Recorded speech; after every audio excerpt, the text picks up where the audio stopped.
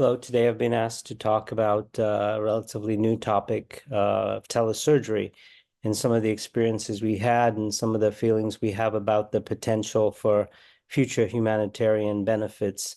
And I look forward to sharing this with you. As you know, telesurgery is a relatively new concept in the current era. We have had some experiences in the past, but really over the last couple of decades, very minimal has happened in the world of telesurgery. But as you can see, there are a lot of potential benefits, humanitarian, training, education, and just overall patient care. And so I think this is what really leads us to believe that telesurgery does have a very important role in the future of surgery. As we know, in 2001, Jack Marisco did the famous Lindbergh operation from Strasbourg, New York. From New York City over to Strasbourg, France, a distance of over 6,200 kilometers. And this was a landmark operation, never been done before, where using direct fiber under the Atlantic, they were able to get the latency down to less than 155 milliseconds and perform a cholecystectomy. And I think that was an amazing thing. But obviously, at that time, the technology was still relatively primitive. The cost for doing something like this at that time was over $1 million. And it took 40 engineers in order to make this work. And so it really was not reproducible over the last 2 decades. And this is where we stand today. So why now? Why are we speaking about telesurgery at this time? I think the reason is that technology has definitely advanced. We have definitely better telecom. We have 5G, soon to 6G. We have more cable, fiber that is connecting more and more hospitals and more countries. And so I think that telecom revolution has really made telesurgery something that is possible in a low latency environment. And I think this is what we'll talk about today. As you can see here, telecom has come quite far since the early 2000s, where you were at 3G, then 4G. Now everyone has 5G, and we're going to go beyond that soon. And I think with the speed and connectivity using telecommunications, wireless, and cable, I think telesurgery could be very interesting for us. There's also a lot of new technology in terms of robotics. There are new companies coming from all over the world.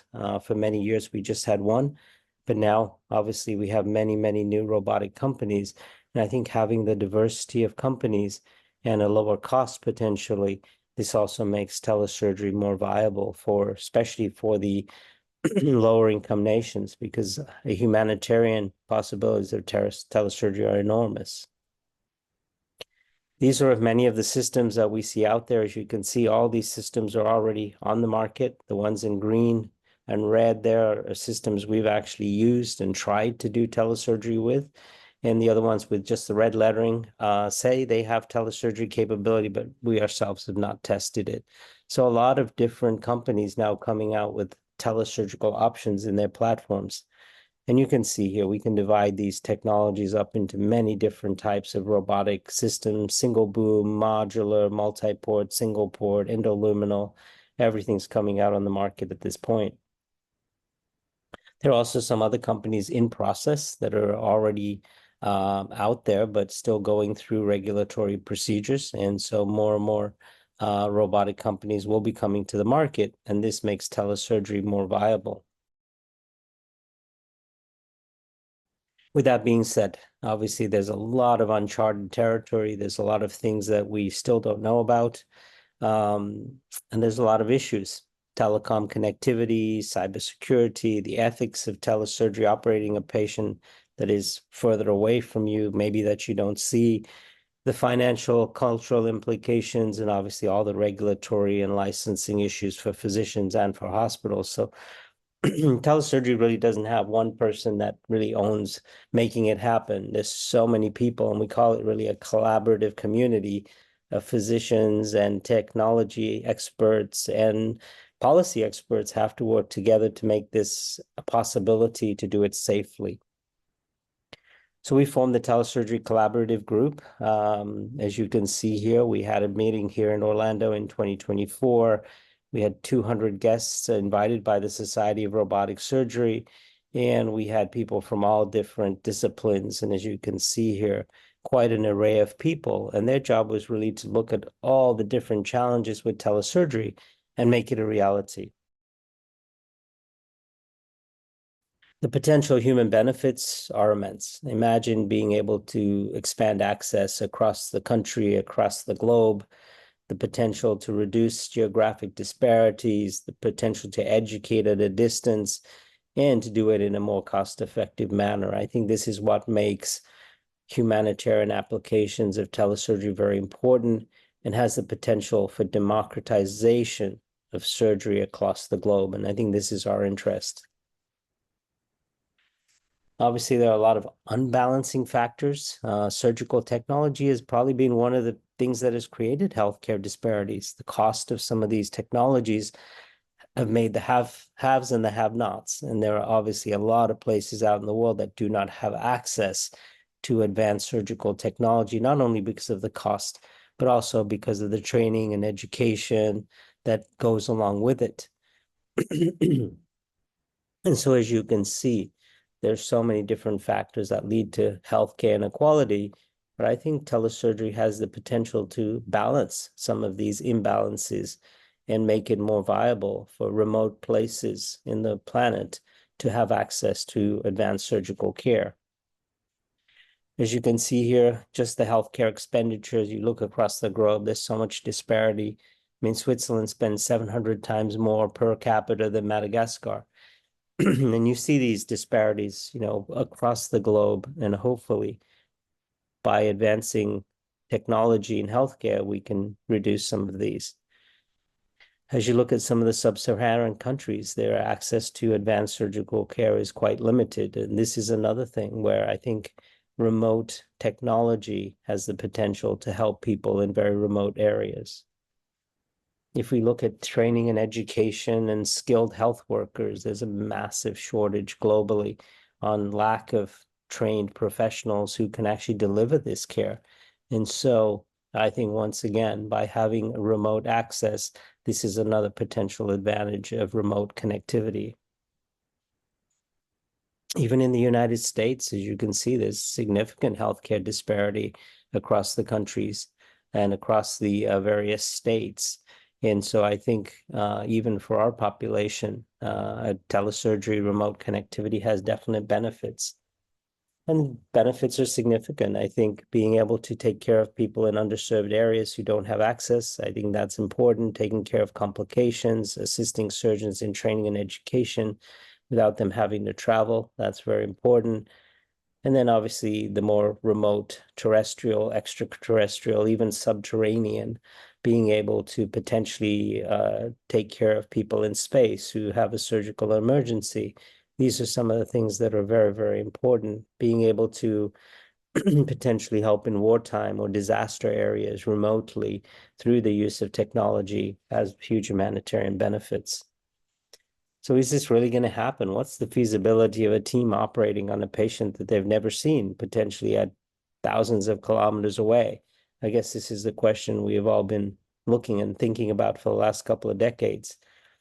I think it is viable. And our team spent a few months at the end of last year traveling around Asia, which is where telesurgery is really starting to become a reality, and testing some of these systems and the concepts. I have to say we were pretty skeptical in the beginning, but I think they made us believers by the time we left. Our first one, based on the fact that we were somewhat skeptical of being able to operate thousands of kilometers away, we just did an animal model here.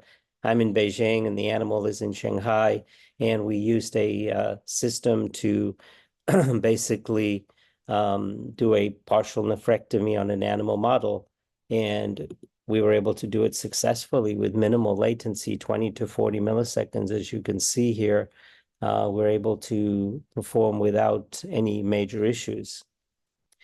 We then tested this on the human model. This had been cases that were already being done in China, and we have good friends there who allowed our teams to come in and get licensed. And I would be at the area of the robotic console, and my team would fly to wherever the patient was, and we were doing the remote surgery. And so our surgical team was at two locations, the patient location and the console location. Obviously, we had a lot of interesting dialogue around connectivity. How would this work? Would it be hardwired? Would it be wireless? Would it be 5G? These were things that we worked out with the surgical teams and the engineers ahead of time. And as you can see, sending the signal and getting it back is not straightforward. But we were able to do it. The first case was from Beijing to Harbin, 1,500 kilometers between the two.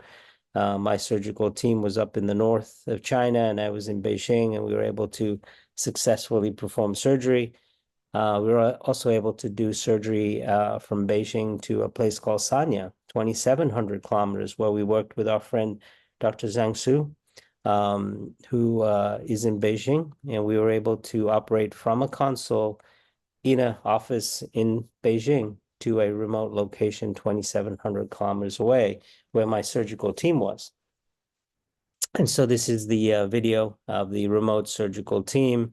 And as you can see, they can see me, they can see the operating room without any problem. And the real question we had was, what is the issue with signal, not only audio, but also video and also energy. We had to make sure that when we delivered the energy, it was happening at the same time. And so we were able to find that we were able to operate relatively seamlessly at 2,700 kilometers.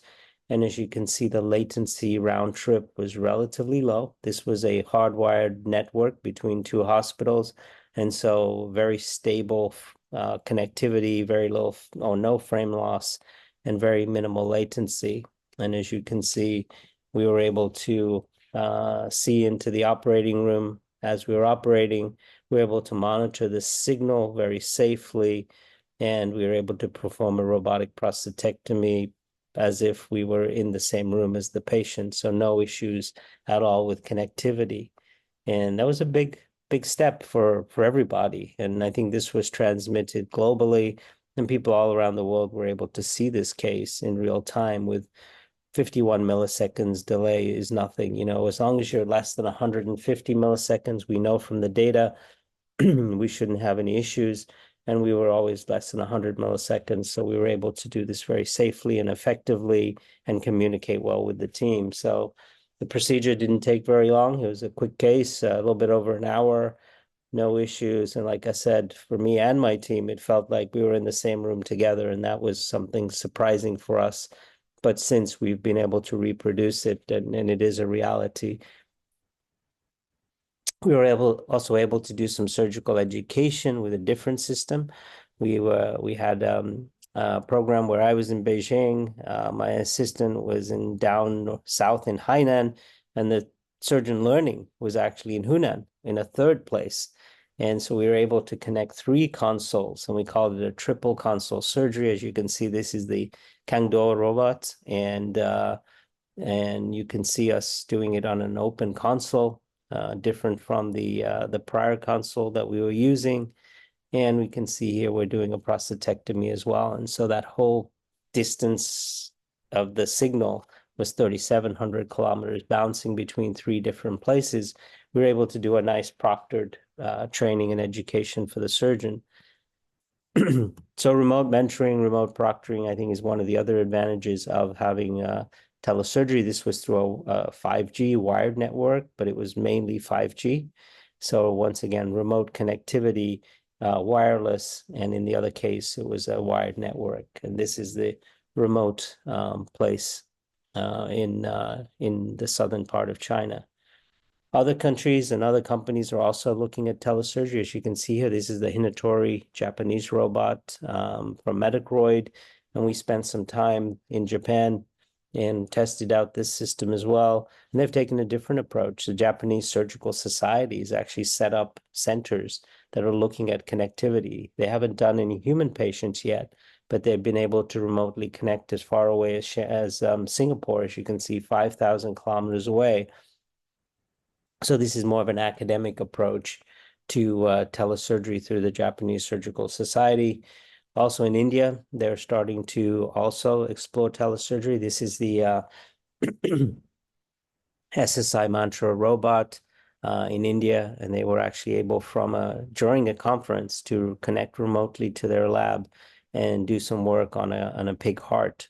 And so they're actually pushing telesurgery forward also. So as you can see, Asia seems to be very interested in telesurgery, and it's really humanitarian benefit for these massive populations to be able to deliver care from the major centers to a remote area. And that this, I think the humanitarian possibilities are enormous for these places. So what's too far? We don't know. There's so much we don't know about telesurgery.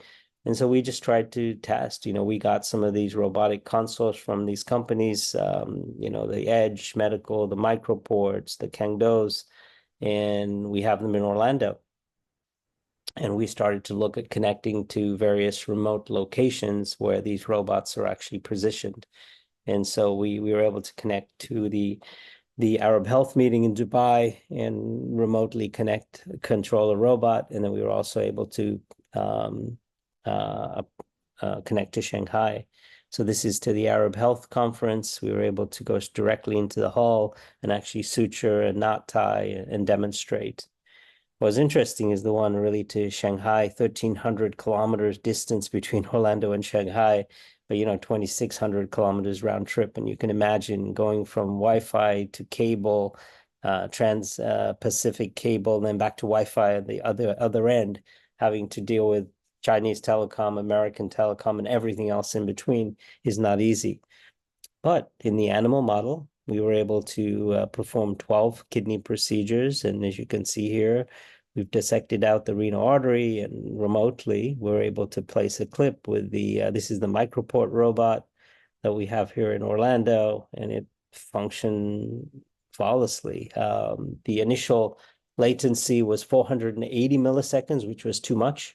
But by changing the card and playing with the connectivity and getting the right access, we were able to decrease it to 280 milliseconds, which actually was okay. So we know at 280 milliseconds, we are able to actually operate remotely. It's a little slower. We do notice it, but it's okay that we can actually do it. And as you can see here, we're just placing clips, and we're able to do it quite safely, and we were able to do 12 animal procedures without any issue. So the consensus group obviously has to debate many of these issues. We have a group of experts who are meeting continuously, looking at various implications, regulations, licensing, technology, cybersecurity. There's so many issues around telesurgery. And there's so many different stakeholders. And that's the challenge here, is no one person really owns making telesurgery happen. All these guys have to work together. So we did a Delphi consensus questionnaire. We had 100 respondents, 55 questions. And, for those of you who do Delphi, it can be pretty enormous undertaking. But we had 100 respondents to all 3 rounds. And as you can see here, we had some very interesting data about people's thoughts about telesurgery. Most of the group had never done or seen telesurgery, but it was really their perceptions about all of these various issues. And based upon that, we really came up with some ethical standards, because we found that there was very little guidance in terms of telesurgery because it's so new.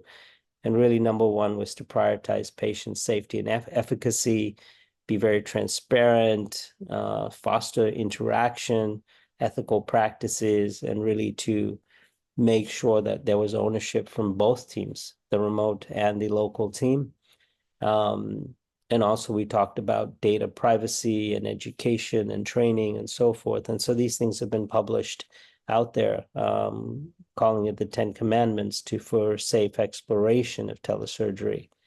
I think the humanitarian benefits will drive telesurgery globally. There's just such a dearth of experience around the world of healthcare professionals that we're going to be able to connect remotely and take care of patients. And I think this will happen over the next few decades.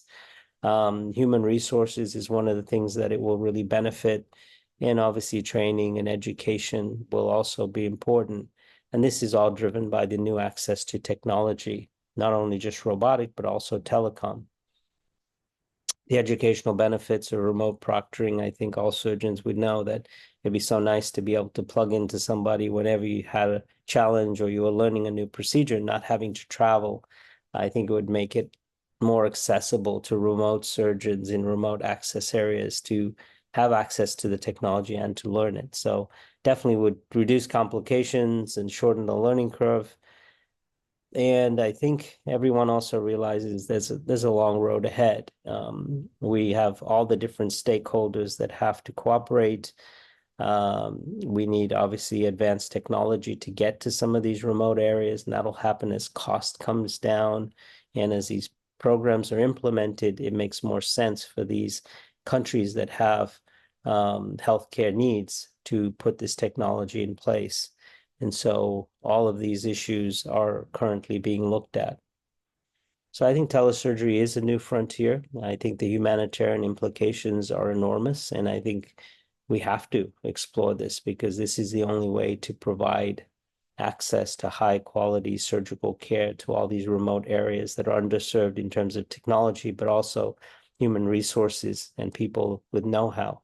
And I think this is our goal with pushing telesurgery forward.